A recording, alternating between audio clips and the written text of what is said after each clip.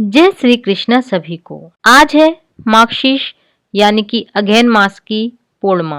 हिंदी पंचांग के अनुसार हर वर्ष माघशीष यानी अगहन मास की पूर्णिमा तिथि को अन्नपूर्णा जयंती मनाते हैं और अन्नपूर्णा जयंती के दिन व्रत करने से, अन्नपूर्णा माता की पूजा करने से घर में कभी भी धन धान्य की कोई कमी नहीं रहती। इस व्रत में सुबह घी का दीपक जलाकर माता अन्नपूर्णा की कथा सुननी चाहिए। माता अन्नपूर्णा की कथा सुनने से घर अन्न, खाद्य पदार्थ और धन धान्य से भर जाता है। माघशीष पूर्णिमा के दिन भगवान शिव ने लोक कल्याण के लिए भिक्षुक रूप धरा था और माता पार्वती ने मां अन्नपूर्णा का अवतार धारण किया था। तो आइए मैं सुनाती हूँ धन धान्य से पूर्ण करने वाली माता अन्नपूर्णा की कथा। एक समय की बात है, काशी में एक व्यक्ति रहता था जिसका नाम था धनंजय और उसकी पत्नी का नाम था सुलक्षणा। उन्हें सभी प्रकार के सुख प्राप्त थे, केवल निर्धनता ही उनके दुख का कारण था और यह दुख उन्हें हर समय सताता था। एक दिन सुलक्षणा अपने पति से बोली, हे स्वामी, आप कुछ प्रयास तो करो। आप अगर कुछ प्रयास करो तो काम चले, इस प्रकार कब तक काम चलेगा। सुलक्षणा की बात धनंजय के मन में बैठ गई और वह उसी दिन विश्वनाथ शंकर जी को प्रसन्न करने के लिए बैठ गया और कहने लगा, हे देवादिदेव विश्वेश्वर, मुझे पूजा पाठ कुछ नहीं आता, केवल तुम्हारे भरोसे बैठा हूँ। इतनी विनती करके वह 2-3 दिन भूखा प्यासा बैठा रहा। यह देखकर भगवान शंकर ने उसके कान में अन्नपूर्णा अन्नपूर्णा अन्नपूर्णा इस प्रकार 3 बार कहा। यह कौन है और क्या कह गया। इसी सोच में धनंजय पड़ गया कि मंदिरों से आते वक्त ब्राह्मणों को देखकर पूछने लगा कि हे पंडित जी, अन्नपूर्णा कौन है। ब्राह्मणों ने कहा, तू अन्न छोड़ बैठा है सो तुझे अन्न की बात ही सूझती है। जा घर जाकर अन्न ग्रहण कर। धनंजय घर गया, स्त्री से सारी बात कही। वह बोली, हे नाथ, चिंता मत करो, स्वयं शंकर जी ने यह मंत्र दिया है, वे स्वयं ही इसका खुलासा करेंगे।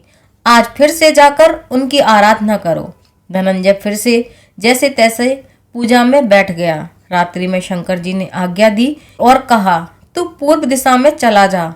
और वह अन्नपूर्णा का नाम जपता जाता और रास्ते में फल खाता और झरने का पानी पीता जाता। इस प्रकार कितने ही दिनों तक चलता गया। वहां उसे चांदी सी चमकती वन की शोभा देखने में आई। सुंदर सरोवर देखने में आया। उसके किनारे कितनी ही अप्सराएं झुंड बनाए बैठी थीं। एक कथा कहती थी और सब मां अन्नपूर्णा इस प्रकार बार बार कहती थी। और यह अगहन मास की उजली रात्रि थी और आज से ही व्रत का आरंभ था।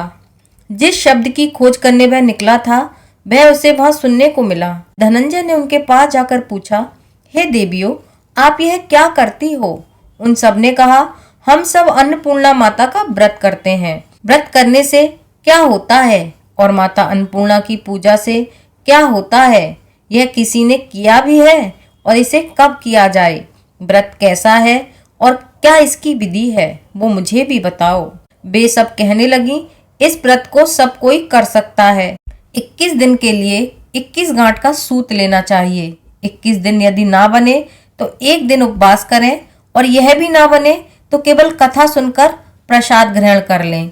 निराहार रहकर कथा कहें और कथा सुनने वाला कोई ना मिले तो पीपल के पत्तों को रखकर सुपारी या घृत कुमारी यानी कि ग्वार का पाठा वृक्ष को सामने रखकर दीपक को साक्षी मानकर सूर्य, गाय, तुलसी या महादेव को बिना कथा सुनाए मुख में दाना नहीं डालें। यदि भूल से कुछ पड़ जाए तो 1 दिवस फिर से उपवास करें। व्रत के दिन क्रोध ना करें और ना ही झूठ बोलें। धनंजय बोला, इस व्रत के करने से क्या होगा। वे कहने लगी, इस व्रत को करने से अंधों को नेत्र मिल जाते हैं, लूलों को हाथ मिल जाते हैं, निर्धन के घर में धन आ जाता है, बांझ को संतान मिल जाती है, मूर्ख को विद्या, और जो जिस कामना से व्रत करे माँ उसकी हर इच्छा पूरी करती है। कहने लगा, बहनों, मेरे घर में भी धन नहीं है, विद्या नहीं है, कुछ भी तो नहीं है। मैं तो दुखिया ब्राह्मण हूँ, मुझे इस व्रत का सूत दोगी। हाँ भाई, तेरा कल्याण हो, हम तुझे सूत देंगे, ले इस व्रत का मंगल सूत ले ले। धनंजय ने व्रत किया। व्रत पूरा हुआ तभी सरोवर में से 21 खंड की सुवर्ण सीढ़ी हीरा मोती जड़ी हुई प्रकट हुई। धनंजय ने जय अन्नपूर्णा कहता जाता और इस प्रकार कितनी ही सीढ़ियां उतर गया तो क्या देखता है कि करोड़ों सूर्य से प्रकाशमान अन्नपूर्णा का मंदिर है और उसके सामने सोने के सिंहासन पर माता अन्नपूर्णा विराजमान है। सामने भिक्षा हेतु शंकर भगवान खड़े हुए हैं। देवांगनाएं चबर डुलाती हैं। इतने ही बंधे हुए हाथी पहरा देते हैं। धनंजय दौड़कर जगदम्बा के चरणों में गिर गया। देवी उसके मन का कलेश जान गई और धनंजय कहने लगा, माता आप तो अंतर्यामिनी है, आपको अपनी दशा क्या बताऊं। माता बोली, तूने मेरा व्रत किया है, जा संसार तेरा सत्कार करेगा। माता ने धनंजय की जीभ पर बीज मंत्र लिख दिया। अब तो उसके रोम रोम में विद्या प्रकट हो गई। इतने में क्या देखता है कि वह काशी विश्वनाथ के मंदिर में खड़ा है। माँ का वरदान लेकर धनंजय अपने घर आ गया और अपनी पत्नी सुलक्षणा को सारी बात बताई। माताजी की कृपा से उसके घर में संपत्ति उमड़ने लगी। छोटा सा घर बहुत बड़ा गिना जाने लगा। जैसे शहद के छत्ते में मक्खियां जमा होती हैं, उसी प्रकार उसके अनेक सगे संबंधी आकर उसकी बड़ाई करने लगे। कहने लगे, इतना धन और इतना बड़ा घर, सुंदर संतान नहीं तो इस कमाई का कौन भोग करेगा। सुलक्षणा से कोई संतान नहीं है, इसलिए तुम दूसरा विवाह करो। अनिच्छा होते हुए भी धनंजय को दूसरा विवाह करना पड़ा और सती सुलक्षणा को सौत का दुख उठाना पड़ा। इस प्रकार दिन बीतते गए। फिर अगहन मास आया।